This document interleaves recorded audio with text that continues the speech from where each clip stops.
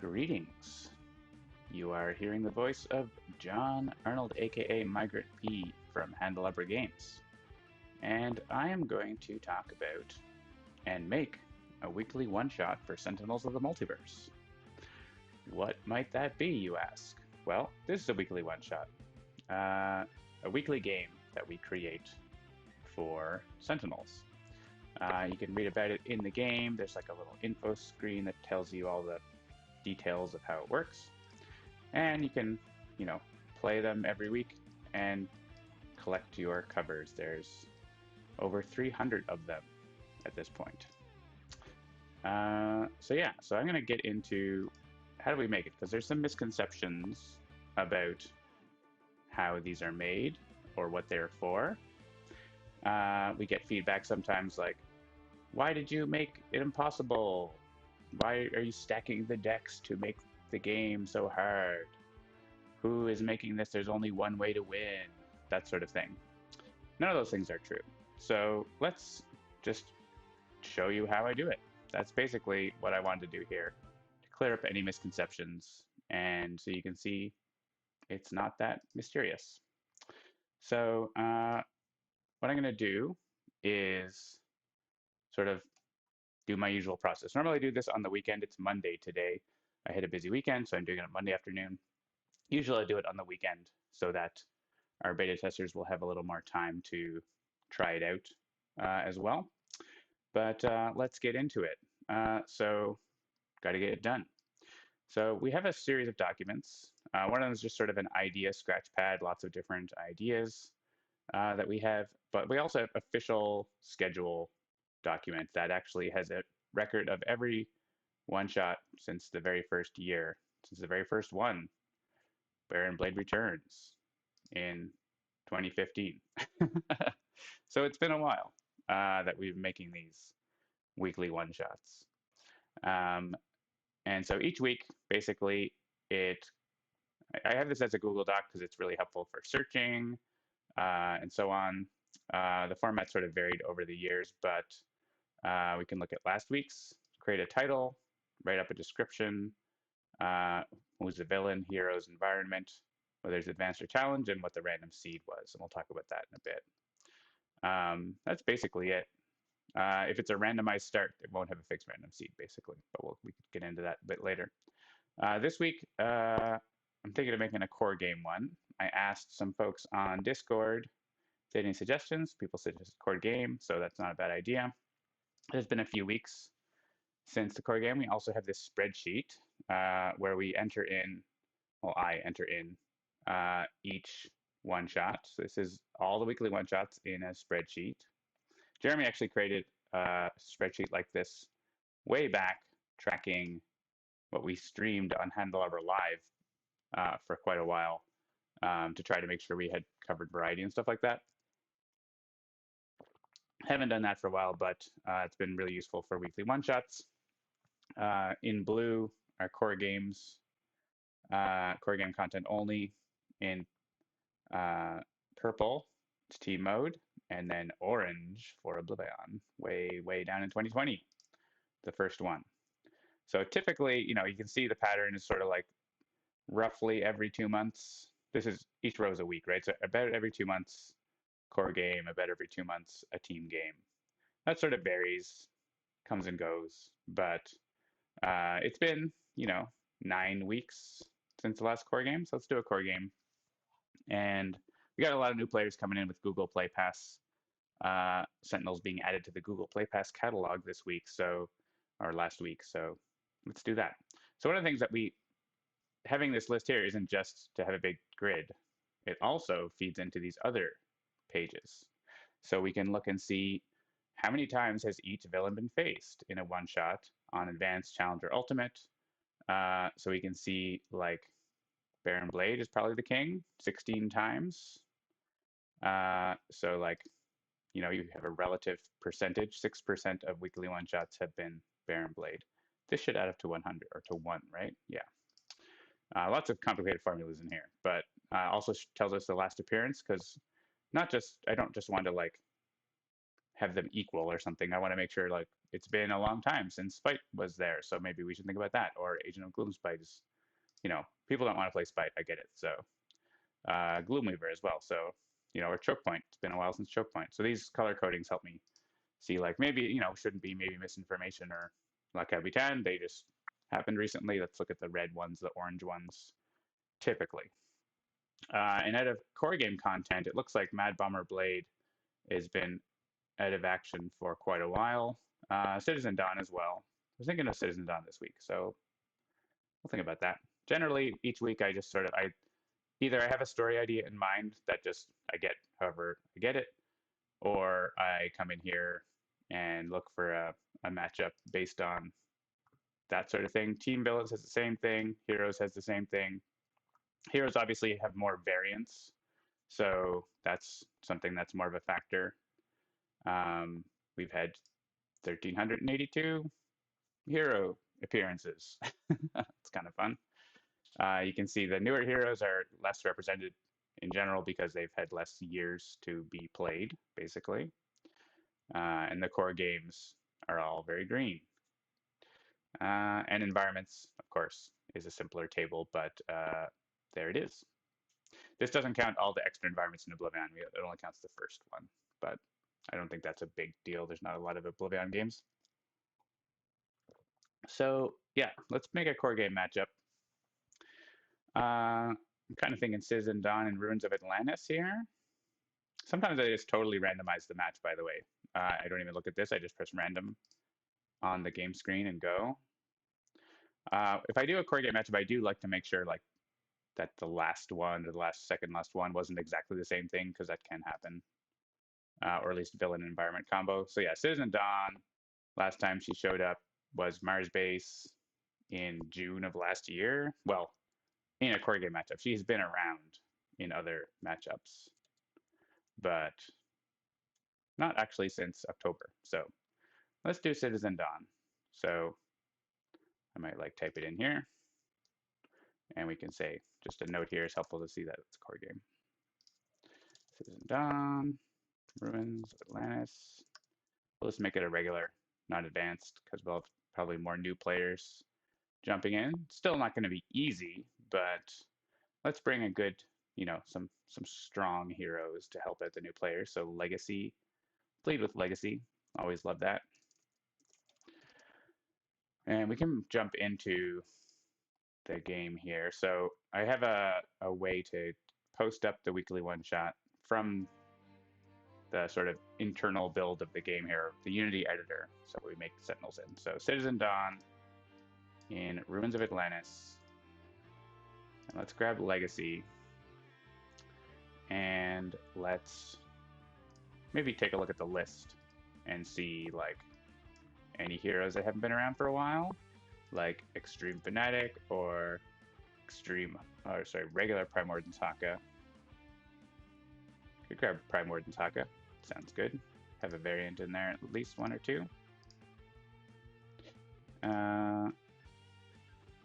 Maybe bring Wraith, or Tempest is nice.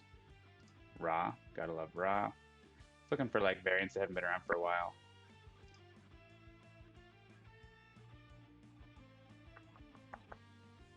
Who to choose? Tachyon? Visionary is like a lower number because she's a little harder to play, so she doesn't get picked as much. I don't mind bringing. Let's bring Visionary Unleashed. Just to. When I double clicked and ended up clicking on a Wraith as well. That's okay. We'll bring Wraith. Which Wraith? You say?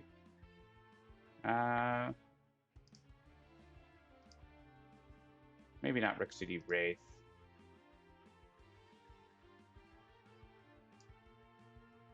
It's been a while for Rook City Wraith. You know what? Rook City Wraith. She's strong enough to even, use her power maybe. Let's actually, yeah. Let's have Visionary first because she can look at the environment, and then Wraith can discard it if we don't like it, or, we can combo that a little bit.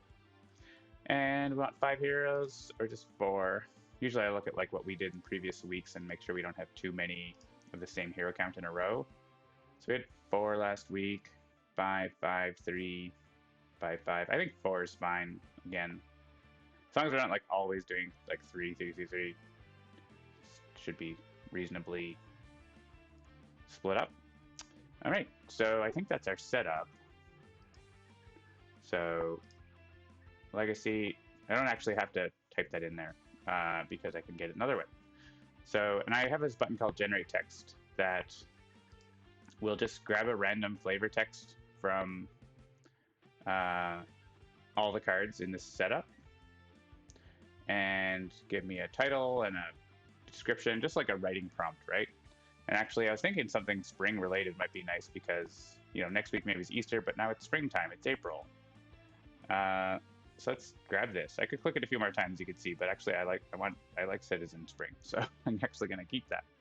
So we can make it a randomized start if we want, but we're going to have it use whatever, basically whatever seed that I would click fight here is what it's going to be. So I'll click the create button just so we have it. And now it's on the server and we can click fight and it's going to be the exact same random seed that's set. So the randomized seed basically is, if you don't know how random number generators work, I recommend looking up like pseudo random number generator. It's a, actually I want to maximize this. Because I'm playing the game now basically, right? So let's make it big. So random number generator is basically an algorithm that you initialize it and it will give you back a series of numbers that seem, you know, random enough. And here, of course, since I maximized too late, I'm just going to go back and I'm going to resume the game here in a second so we get a better layout. Sentinels doesn't support like changing the size of the window while you're playing, and that's what happens here. We get these black bars at the side. Season and Dawn brought out Truth and Sweat at the start and Autumn, so that's kind of interesting. And who's got the lowest HP? Didn't matter because it's ongoing cards. Destroying ongoing cards, interesting. Yeah, so our layout's kind of, oh, actually it's sort of back to normal. I'm just gonna press pause here and we'll just go continue game and it's gonna have that save game to continue. So a random number generator will just give you a series of numbers. Of course, I forgot to press the button. This is live. It's not live, but I'm not gonna edit this a whole lot. It seems random. That's why it's called pseudo-random. It's random enough as far as you can tell as a human generally. So that's how basically the game decides, you know, it uses that for shuffling, right? Like, so when you shuffle a deck, there's a algorithm we use for that. That's a standard algorithm where basically you draw a bunch of random numbers from that generator and use that to decide where the cards go. Or if you're rolling dice or doing anything random, like choose a random card from your hand or that sort of thing.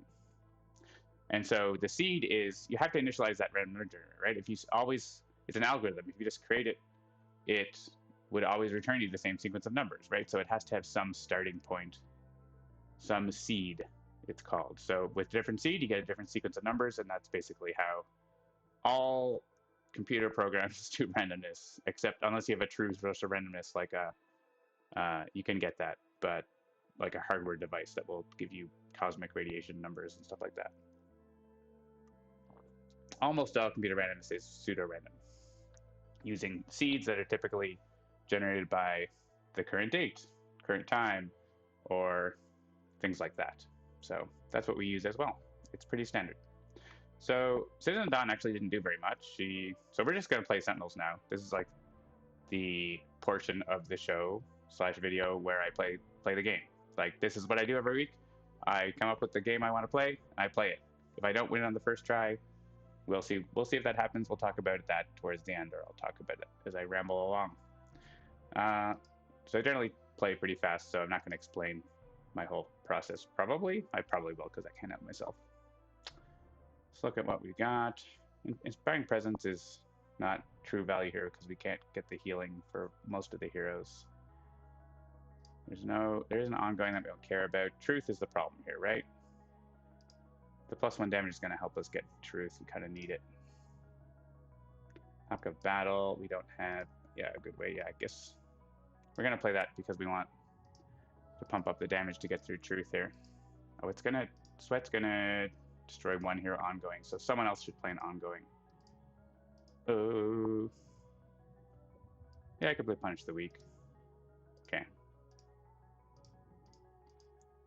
Haka doesn't have any damage, so it's like if he had a punching card, that would be cool. He has Haka Battle, but then his yeah, I guess I could play Haka Battle and then maybe get to draw a damaging card. It's worth like losing Sparring Presence if I get to draw Elbow Smash or something, right? Savage Mana and Savage Mana. Well, I don't need both of those.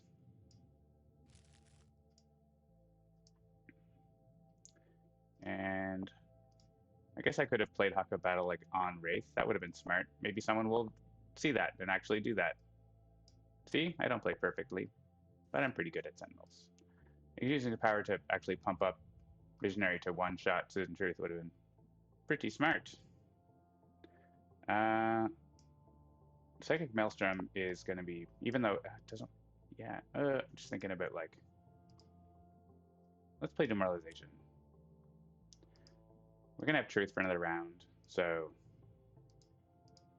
Maelstrom plus this is more damage, but I want to have Demoralization like going off, probably.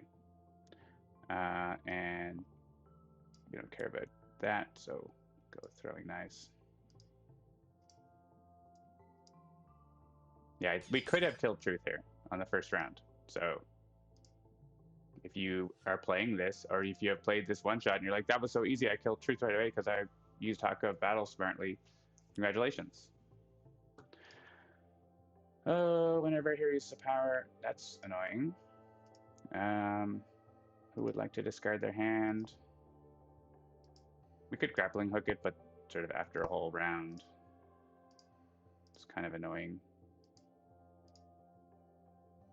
Yeah, I don't want... I think Haka could discard his hand, though Savage Mana is pretty nice if we can get it going. Legacies doesn't have a whole lot to do. I think we just destroy it with grappling hook, we take the damage.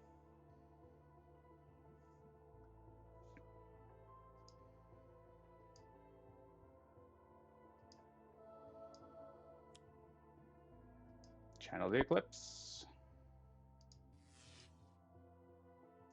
And the Wraith is the lowest. And we destroy, punish the weak. So yeah, I think we're going to try to keep Demoralization and have Haka eat the citizens. That's hopefully the plan. We'll see if that works.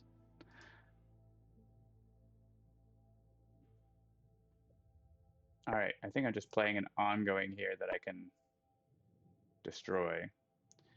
I guess Motivational Charge. Keep the other ones. Oh no, I took damage. Whatever shall I do? I guess I start with Vitality Surge and then I play Savage Mana in case I get something that lets me punch. Once again, I could do Hack of Battle. It's like, maybe I should remember that I can do that. I did not draw what I wanted. So this is going to be 3 damage, which is 2. So giving Truth or giving Visionary 1 more damage would let her hit more things, which isn't a bad idea here. We'll get Savage Mana next turn. Hey, Elbow Smash goes with Savage Mana. Excellent. So let's drop Restoration. We get lots of health. And give it to Visionary. We might actually grappling hook the Channel the Eclipse instead. I think. Oh, actually, I can use Mental Divergence to destroy a thing. Okay, yeah, we'll do that. So Citizen Truth takes 3 damage. And the other citizens take damage. Yeah, Mental Divergence. We don't actually want to kill the citizens, right? So they're basically not a problem. So Mental Divergence. And use that power to destroy Channel the Eclipse. Those are citizens that I don't bother destroying. But if I can put them under Savage Mana, then that might be better. Of course, there's the danger of Devastating Aurora, but, you know, whatever. Oh yeah, we can Infrared Eyepiece, but we wouldn't get to Grappling Hook. Infrared Eyepiece is so very good, it's worth taking 3 damage. Because, yeah, play Channel the Eclipse again, right? We can just destroy it pretty easily. Cool. Controlling the villain deck is the strongest thing in this game. I do declare.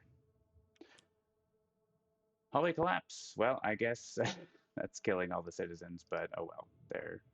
There's 3 in the trash, not 5.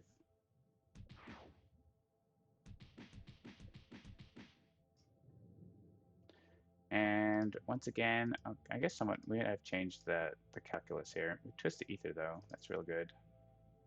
Haka definitely doesn't. Legacy, I guess, could now because he's not really doing anything and he doesn't need his hand. Yeah, let's go Legacy do it. Legacy's fine. He's not losing his cards anymore, so he doesn't need to play them. We know she's playing that. Wraith can tidy it up for us. Actually, so can Visionary. Yeah, we're okay. Let's get our +1. It seems like now we're cruising. But, you know, you can always throw us a curveball. Oh, right, there's nothing to elbow smash. Well, that's awkward. So we don't worry about Savage Mana yet. We just punch. It's like, I could use that to kill the citizen, but... Oh, that was the first time Haku dealt damage since he Haku battled back in the first round. And now he beat up on Citizen Dawn. Prophetic Vision might be nice so we can avoid this one where we can't play cards and other things. I like Twist the Ether too, but let's go Prophetic Vision here. We get to control the environment. Yeah, no leaking room, go away. Font of Power. It's exciting. Pretty dangerous. If we have Takedown ready, which we don't, what do we draw? Surge of Strength. Yeah, we don't want that right now. We're putting one on the top and two on the bottom, yeah, so it's Phosphorus Chamber. We have to discard a card, but it's way better than the other things, so. We're not getting that far in the environment deck, I don't think. Let's destroy Channel the Eclipse. Let's leave Luminous Leadership. It's not worth bothering with. I can play Impromptu Invention. Don't see why I would never not play that. Throat Jab. LOL. Utility Belt. In play. And it's probably Stun Bolt. You just like Stun Bolt Eyepiece from now on, mainly.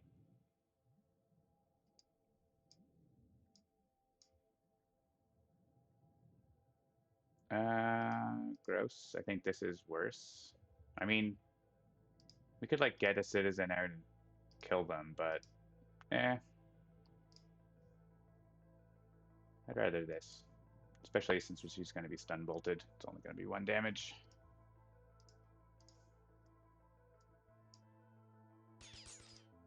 Get those. Return with the Dawns are both in the bottom of the deck now. I think there's only 2 copies, right? Yeah, they're both in the bottom. So we don't need to worry about that. We'll Savage Mana the rest. I guess this is more than 2 damage because of this +1. Discard some cards. Oh, Brain Burn. Actually, we could just Brain Burn those citizens out of the trash, couldn't we? Could we just do that on our turn, on next turn? We take like extra damage, but I'd rather like not have to worry about killing citizens. Sure. And don't need that. Throwing Knives.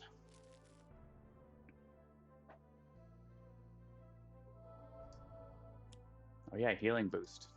Huh. Send me your damage, it's fine.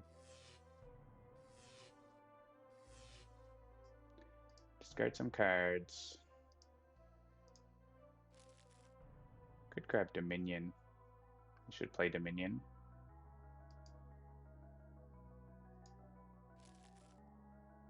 And yeah, we're gonna play Brain Burn, so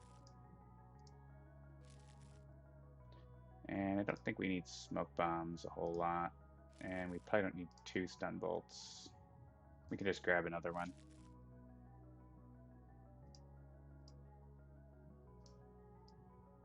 Legacy, once again, has no cards, but he's fine. I guess we could like take the bonus heal here. Sure, why not? While we have phosphorescent chamber. Probably get rid of it. It's expensive in cards. It means Legacy can never play a card for the rest of the game. It just doesn't seem good.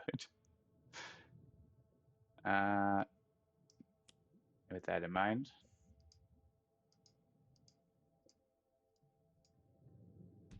So it's less chance Leaking Room's going to get played because one of them's on the bottom, or second from bottom because I think I did that, but there's another Leaking Room we have to watch out for.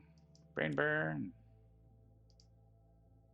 Yeah, it's a bit of damage, but those citizens will not be coming back. And we just hit. I don't think we need to worry about mental divergence, whatever it's doing.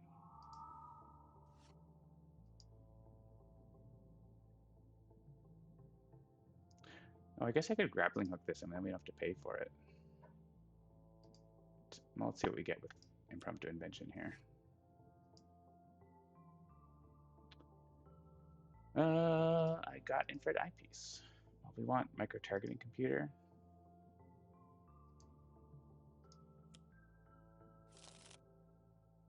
Yeah, if we did grappling hook this now, then we don't have to.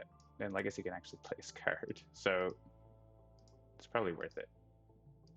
We'll get another grappling hook. We have ongoing destruction, all kinds of ongoing destruction with Visionary's power. So, and we'll still look at the villain deck.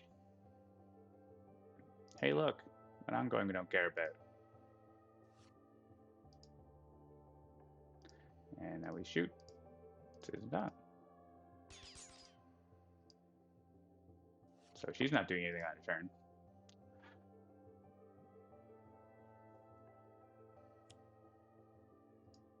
Oh no, a little damage.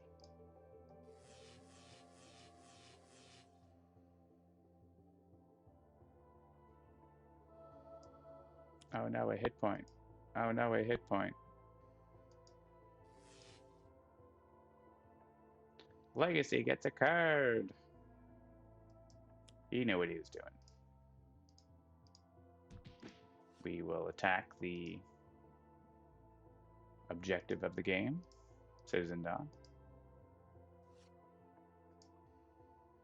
And pile on here now. Don't think we're really worried at all about the environment. That can just happen. I want to use Elbow Smash here or wait for a citizen for it. She's like not going to be around much longer, so.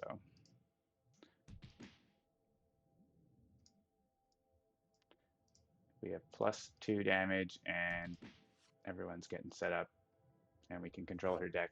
She might have 2 devastating auroras on top. That is possible. There's also ways we can manage that because we have another infrared ice piece in our hand. Prophetic Vision says, Pillars of Hercules.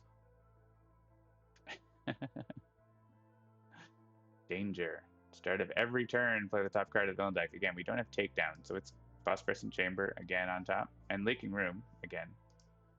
So let's get the Leaking Room on the bottom. She's going to heal a bunch, so those are actually starting to become annoying now because of that +1 healing. I will destroy one. Just getting 4 hit points back each round with that. It's not it's like better than me using my attack there, right? So to do that. Yeah, I'm gonna play another infrared eyepiece because yeah, she's playing. What was she playing? Oh, we don't know what she's playing, but I want it in case she has 2 devastating auroras on top. Double infrared eyepiece is nice.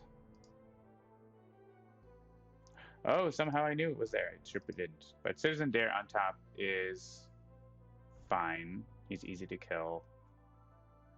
We don't need to use infrared eyepiece again, I don't think.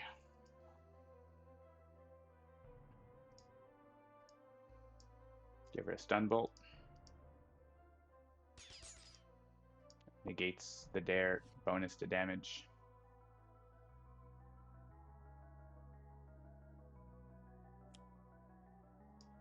And Haka can get Citizen Dare under Savage Mana. Our plan will finally start to happen.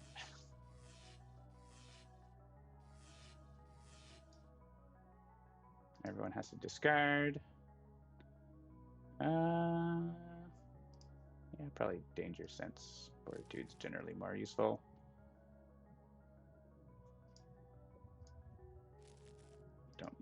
I don't think it didn't really matter, but I discarded for Haka there. Utility Belt, we've got in play. Don't super need it in our hand.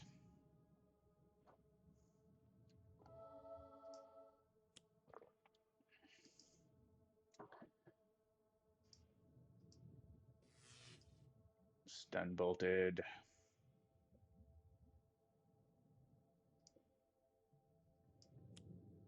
Yeah, I think I'm going to take advantage of that +1 healing once again here. Because Haka's got enough damage to just one-shot Dare pretty easily.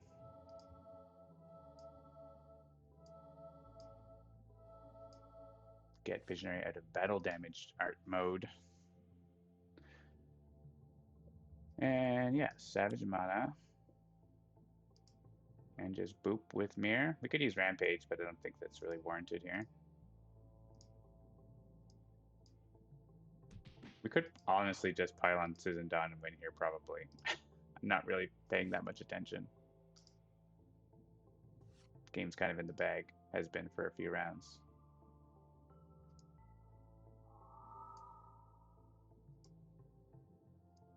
Shoot, Citizen Dawn. Yeah, we definitely could have just attacked with Rampage and stuff and not worried about. Actually, I think Wraith might be able to win the game here with Inventory Barrage. All right, so it doesn't matter. GG. Hopefully, you do not find this to be an impossible one-shot. It seems very possible. But I guess we'll see. So I win. So I won on the first try, which I do probably 85 to 90% of the time, no matter what it is. And if I win, great. I'm happy with that. Well, you know, unless it was like somehow ridiculous, like it took me like hours to win or something, I wouldn't do that generally. If I lose, I'll probably just like generate a like just re-roll the game, like the same characters, try it again. Maybe it's just an unlucky draw. Try it again. Just like you go and press restart game or whatever, like no different than that.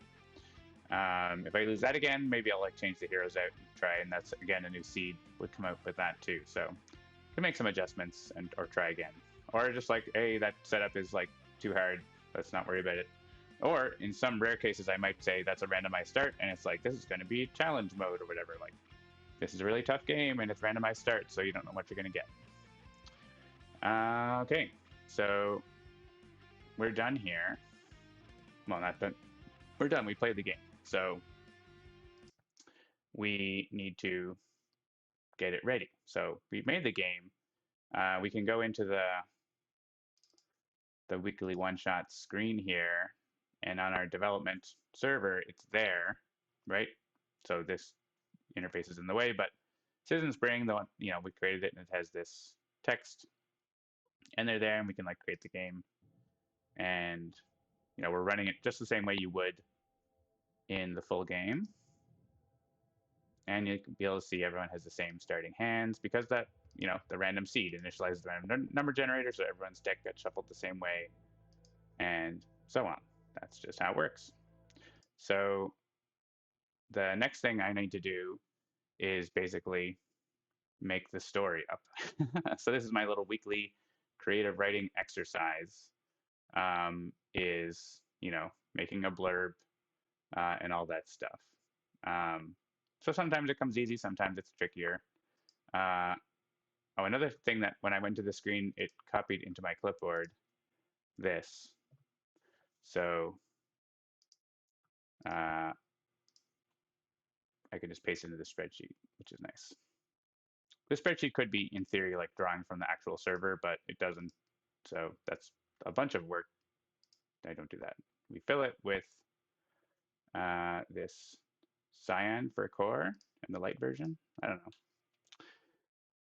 know. So citizens, that's just the name that was there. Let's just grab the heroes and pop them in the Google Doc for reference. I should probably have it like paste the random seed into the spreadsheet too, but I have to go like into, this is our server here with the data storage that the game actually looks at. Grab the random seed and pop it in there. This doesn't necessarily have to be in this Google Doc. It doesn't really matter, but it's nice to know like which games have random seeds and which don't, or which ones were hand selected and which ones weren't, which we'll talk about later in a side note towards the end. Yeah, so that's generally the main process, and let's just get into this, the writing of the story here. If I get writer's block, there will be an edit. This is like springtime, right? Let's try to riff on something here. So let's grab the initial description here and paste it in. And what's a good name for this? So it's springtime and Citizen Dawn is going to Atlantis. Why? I don't know. Sometimes it's like I do a story from the hero's perspective, sometimes from the villain perspective. It's just sort of random, right? So maybe it's something about how, I know the spring equinox was like a few weeks ago, but maybe it's something like the true equinox is refracted underwater in the ruins of Atlantis and that sort of thing. So how does that, when is the spring equinox? March 20th. Okay. In the northern hemisphere. The vernal equinox. Invernal equinox. I like that. Invernal equinox.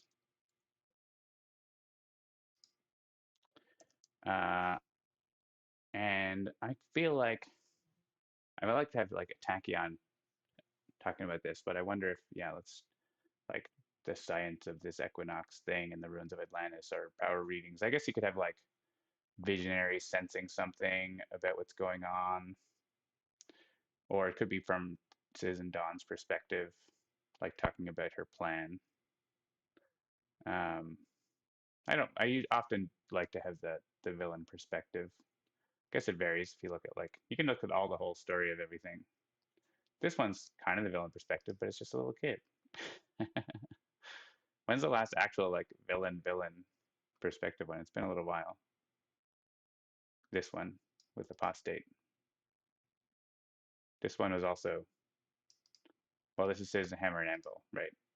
Yeah. dot dot dot. All right, so yeah, let's go with Dawn's perspective, or even Citizen Spring. Um,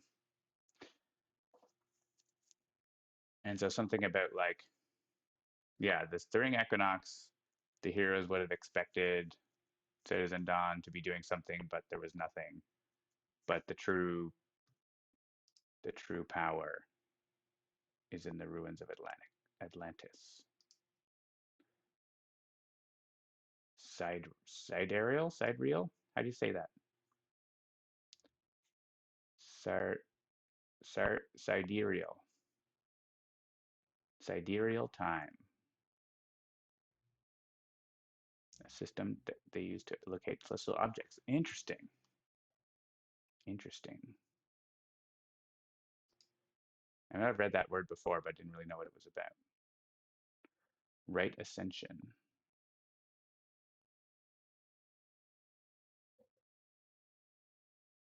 Time slippage. Okay.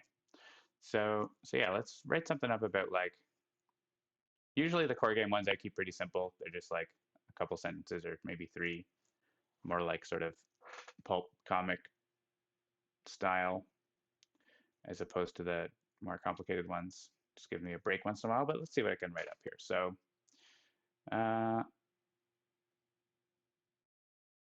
she's always on a throne talking.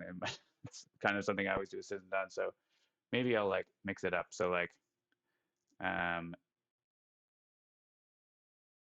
yeah. So like, Water dripped down the walls of the phosphorescent chamber as Citizen Spring. Let's look at Citizen Spring.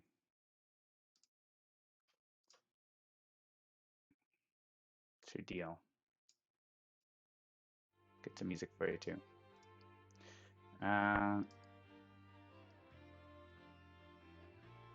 Citizen Dawn.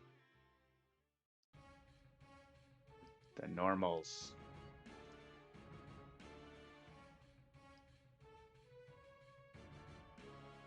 She speaks in like rhymes, so we could do something like that.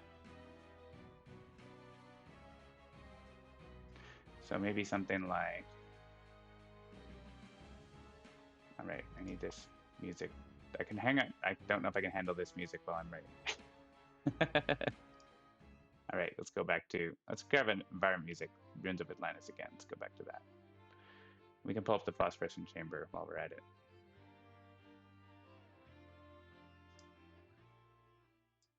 And like anything else we want to incorporate. The arcane energies coursing through their bodies.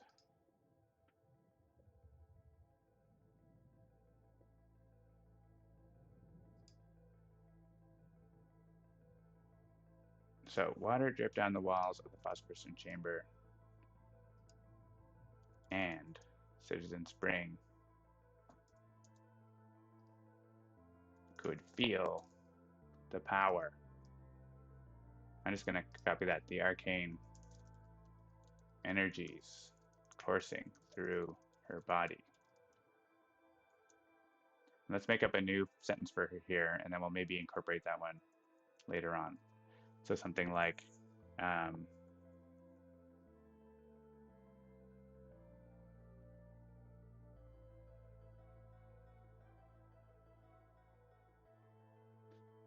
power granted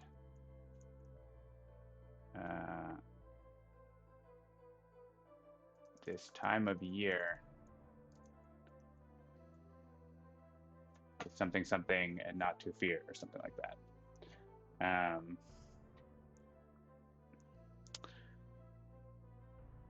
I don't love it. How about just like power surging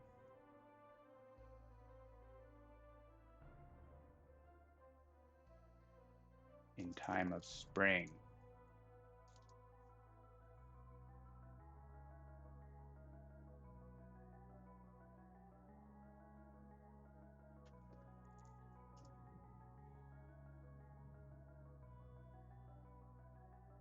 Spring. Rhyme with spring. Lots of words rhyme with spring.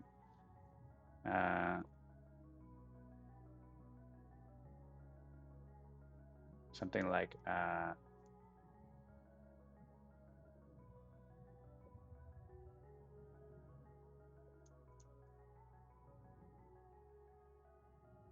as fish to scale, as bird to wing. I don't know. That doesn't make any sense, but her things don't make sense anyway, so it's just kind of cryptic, right? Power surges. So sort of like almost like right like a parallel to this, like laughter springs in wing and rain brings healing pain. Power surges in times of spring, as fish to scale, as bird to wing. All right, maybe life surges, right? Life surges in time of spring.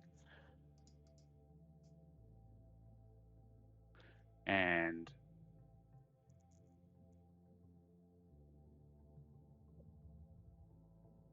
I think we want Citizen Dawn there with her. So like Citizen Dawn, so like call like her leader, or like her leader.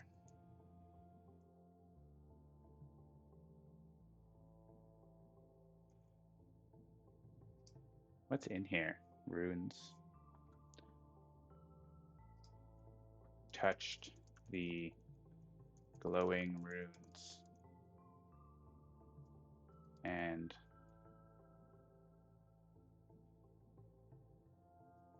laughed.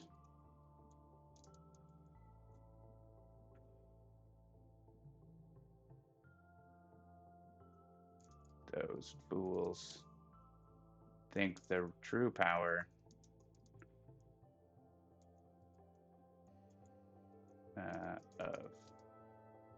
of sidereal influence peaked weeks ago, but the mysteries of this place are revealed to me. It is now at the invernal equinox that my plan can come to fruition. You know, villainous stuff.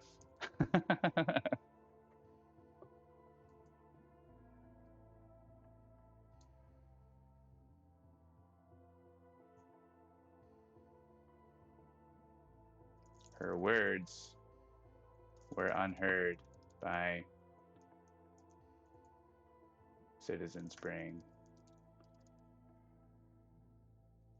Yeah, she just says her own line, like sort of on her own, right? She's just not even, she's with Dawn, but she doesn't even like, she's in her own universe, you know? That's what I'm thinking here. So she's just like saying these things to herself. And so she heard Dawn laugh. So, right? So that's why she said this.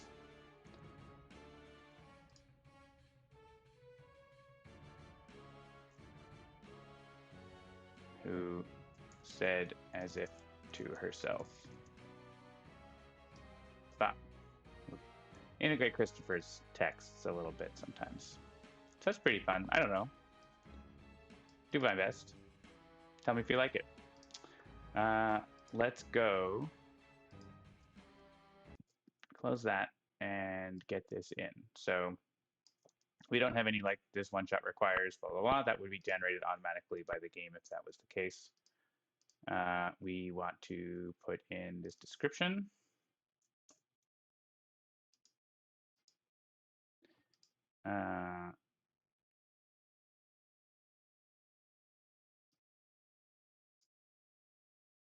And of course, this is like 100. This is a perfect like made up comic book thing, right? The invernal equinox. I've just been reading some weird old Batman comics, and it's very familiar, just random stuff they make up. All right, so now if we go in here, we should see that text. And oh, we have an extra space in there, so we fix up any little typos we made or whatever. Or there's an extra space before Citizen Spring. Sometimes I forget to like close a bold tag or something. Dark energies.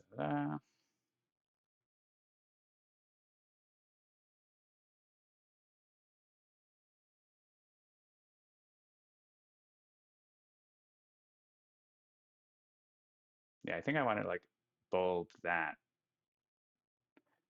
And the rest is good. Okay, let's try just adding a bold to this.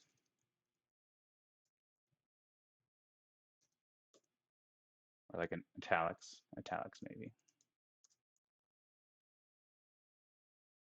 Just like on this one weird word that I made up.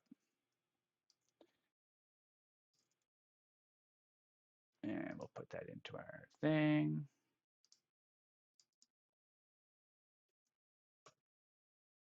And check it again.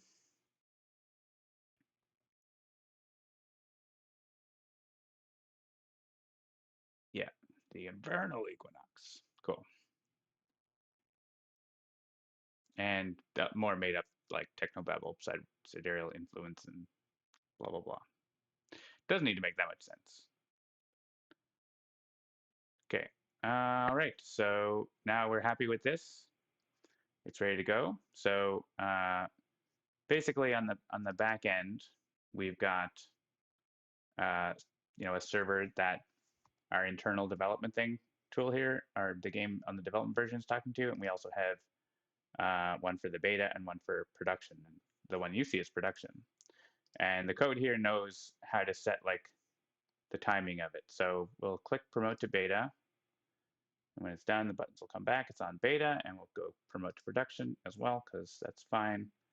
It's set up with the proper timings. So now if we go to the beta, instead of the last week's, we see Invernal Equinox, our beautiful game.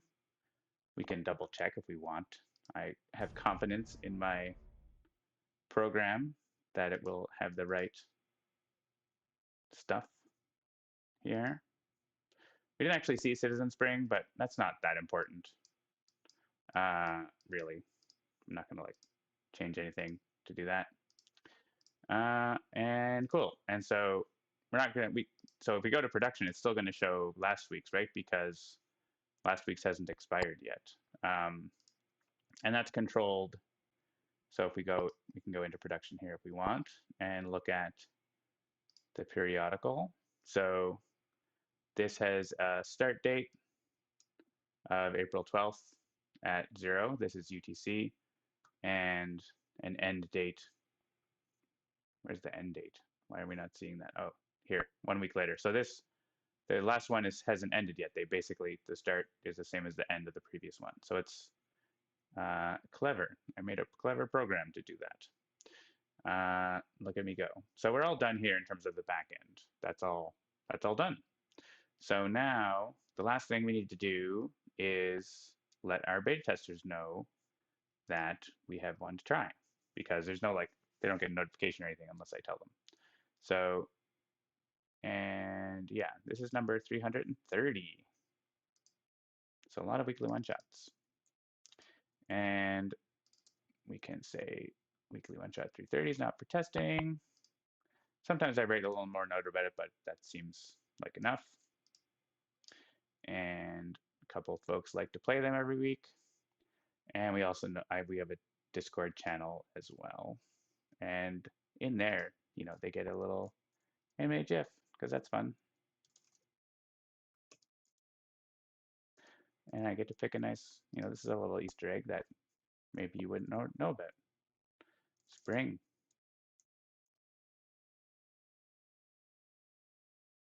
To these do I like? Yeah. Dancing baby. Can't go wrong. All right. So that is that. Notify the beta testers. So that's really it. Now I can close my tabs and go on with my week, and I'll do that again next week. That's really all there is to it. So there is a little side note I mentioned. So let's talk about that. So stacking the decks. So what is that? That is not even a thing. Like, it's not a thing. You can get into the math of it, but it's not a thing at all, because there's no, basically any combination, any order of cards can occur in Sentinels, in any card game. So you can always just reshuffle until you get to the order that you want, if you wanted to get a certain order, right? So there's no stacking.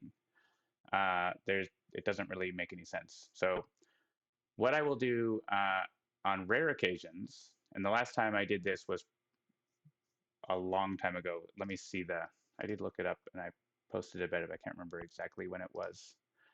The last time a scenario actually had a random seed that wasn't me just clicking go and playing it was about a year ago. The last, or an Oblivion game. You see the random seed here, they're all like millions in this. Those are all date time based, and then this one is 10. So what's up with that? Why is that 10? What does that mean?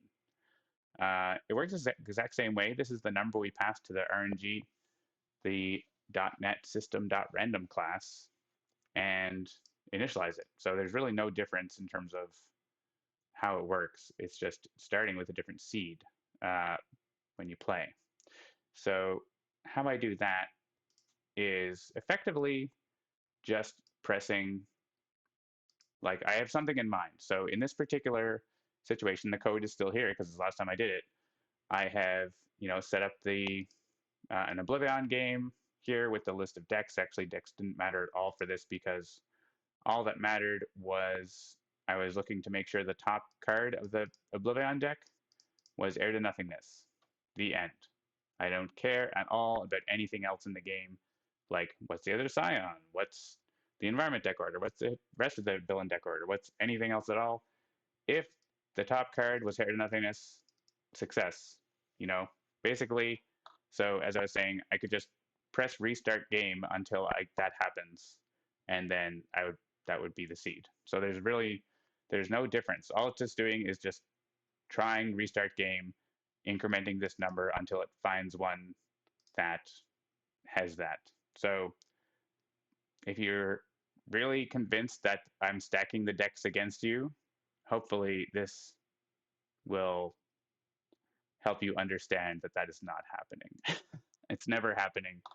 The most complicated thing I've ever done, I think, is like try to make sure that each hero has a certain card in their hand or something like that. But so the thing is, if you have a lot of conditions, like this hero's hand has to be this exact thing, this villain deck ordering is this exact thing, the more constraints you have, the less likely and the longer it's going to take, like the less likely any given shuffle is going to have that condition be true, right? So it's going to take a long and long and long and long time to actually find a random seed where that is satisfied. So just think about like there's nothing in the game that is saying in this data here, which you've seen, nothing is the top of the villain deck is X or the top of the hero deck is this.